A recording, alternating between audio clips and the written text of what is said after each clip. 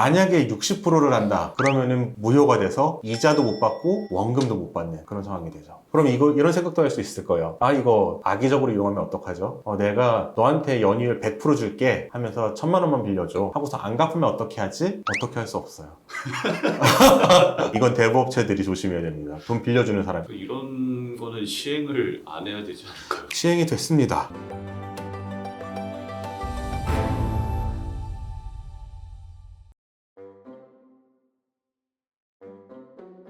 정부가 이번에는 이자 제한에 대한 얘기를 조금씩 하는 것 같아요. 네, 맞아요. 굉장히 파격적인 뉴스가 있었어요. 예전부터 이자 제한법이라는 게 있었어요. 이게 어떤 법이냐면 너무나도 고금리로 돈을 빌려주는 것을 금지하는 법이에요. 처음부터 있었던 법은 아니에요. 그런데 이 법에서 처음에는 이자 제한을 60% 정도, 그 다음 50% 정도, 40, 30 쭉 내려오다가 최근에는 20%가 최고 이자율이 됐습니다. 그래서 우리나라에서 연 20% 이상의 이율로 돈을 빌려주는 행위는 전부 다 불법인 상태예요. 이 때문에 많은 대부업체가 사업을 철수한 것으로 알려져 있고요. 그런데 기존에는 이 법이 어떻게 작용되었는지를 말씀드리고 싶은데, 내가 이율 60%로 돈을 빌려주면은 돈을 빌린 사람은 나한테 원금과 함께 이율 60%를 다 주겠죠. 기본적으로 사람들은 줄 거예요. 불법이지만 약속한 거니까. 그러면 나중에 이것이 불법임을 알게 됐을 때 나한테 돈을 갚은 사람은 저한테 소송을 제기해서 내가 너한테 준 이자 60%중 40%에 해당하는 이자는 불법이니까 그 돈을 나에게 돌려줘 라고 해서 돈을 돌려받을 수가 있었어요. 이게 기존의 이자 제한법이 하는 기능이었는데 이번에 굉장히 파격적으로 바뀌었습니다. 어떻게 바뀌었냐면 연이율 60%가 넘는 계약의 경우에는 이자뿐만 아니라 원금도 무효가 됩니다. 이 말은 내가 이 사람한테 1억 원을 빌려주면서 연 60% 이자를 줘 라고 한 경우에는 이 사람은 저한테 이자를 갚을 필요도 없을 뿐 아니라 원금 1억 원을 안 갚아도 돼요. 굉장히 파격적이죠. 왜 이런 게 나왔냐, 좀 말도 안 된다 이런 생각을 하실 수도 있는데, 최근에 법원에서 이런 판결을 했습니다. 연 이율이 수천 프로, 그 다음에 10,000% 가까이 가는 이자를 부담하게 하는 것은 반사회질서적인 계약이니까 무효로 할 수 있다. 이것을 법적 근거로 해서 이자 제한을 60%로 한 건데요. 그런데 생각을 해보면 60%는 사실상 돈이 급한 사람의 입장에서는 나 이 정도로 빌려도 급전 쓰고 나면 갚을 수 있는데 할 수 있는 금액이고, 빌려준 사람도 이 사람 돈 이렇게 없는데 내가 못 돌려받을 확률이 높으니까 이 정도는 할 수 있지라는 수준이라고 저는 생각을 해요. 그런데 법을 만든 정부에서는 그렇게 생각하지 않나 봐요. 그래서 연 60%를 넘는 이자의 경우 이제는 원금까지 무효가 된다. 굉장히 파격적인 법이에요. 이게 갑자기 나온 법은 아니에요. 사실 그 배경이 있어요. 어떤 배경이 있냐면 불법 대부업체로 인한 피해가 너무 많았어요. 송파구의 새 모녀가 극단적인 선택을 했다느니 어디서 또 가족들이 극단적인 선택을 했다 이런 뉴스가 한참 나오고, 또 돈을 빌려주는데 담보가 없으니까 나체 사진을 보내라, 또 지인의 연락처를 보내라, 이런 식으로 불법적으로 돈을 빌려주는 곳들이 많았어요. 그로 인한 피해가 워낙 크다 보니까 어떤 통제를 했었냐면 방금 전 말씀드린 것 같이 나체 사진을 보내라, 장기 포기 각서를 써라, 이런 식의 계약은 반사회질서적인 계약이니까 이자뿐만 아니라 원금도 무효로 한다 라는 조치는 전부터 있었어요. 여기까지는 납득을 할 수가 있었어요. 그리고 이러한 반사회질서적인 계약은 무효로 한다 라는 법 개정은 작년쯤에 이미 이루어졌고요. 그럼에도 불구하고 문제가 해결이 되지 않았던 거죠. 문제가 해결이 되지 않다 보니까 이번에 파격적으로 60% 이상의 이율은 무효로 처리를 하고, 또 하나 또 추가된 것이, 기존에는 등록하지 않은 대부업체는 미등록 또는 무등록 대부업체라고 호칭을 했거든요. 그런데 이게 말이 너무 불법이 아닌 것처럼 보인다.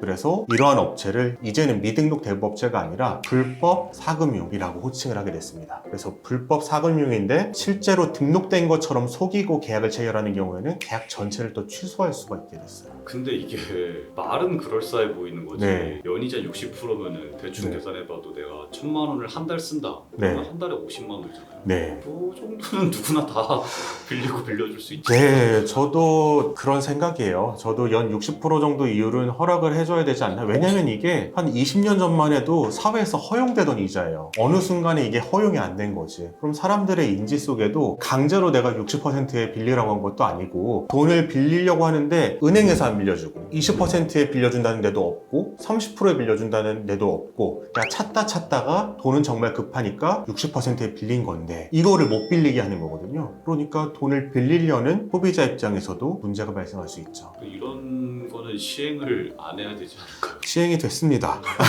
네.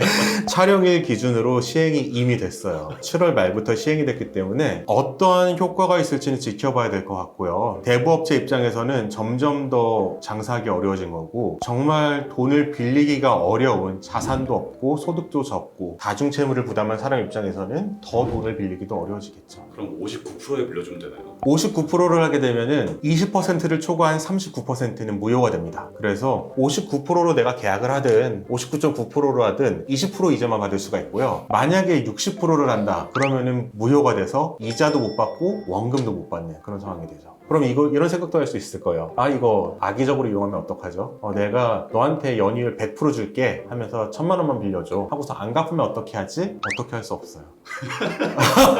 이건 대부업체들이 조심해야 됩니다. 돈 빌려주는 사람. 이게 개인이 빌린 경우에도 적용이 돼요. 개인이 빌린 경우에 무조건 적용되는 거는 아니고요. 개인도 돈이 좀 많아서 이자 장사하는 사람들 있잖아요. 등록은 안 했지만 지인들 위주로 소개해준 사람들 위주로 영리를 목적으로 돈을 빌려주는 사람들이 있어요. 이런 사람들은 여기 해당됩니다. 내가 워낙 친한 친구가 빌려달라고 해서 빌려줬다. 이런 경우에는 해당을 안 하는데 영리를 목적으로 빌려준 경우에는 또 해당을 하니까 이것도 조심하셔야 됩니다.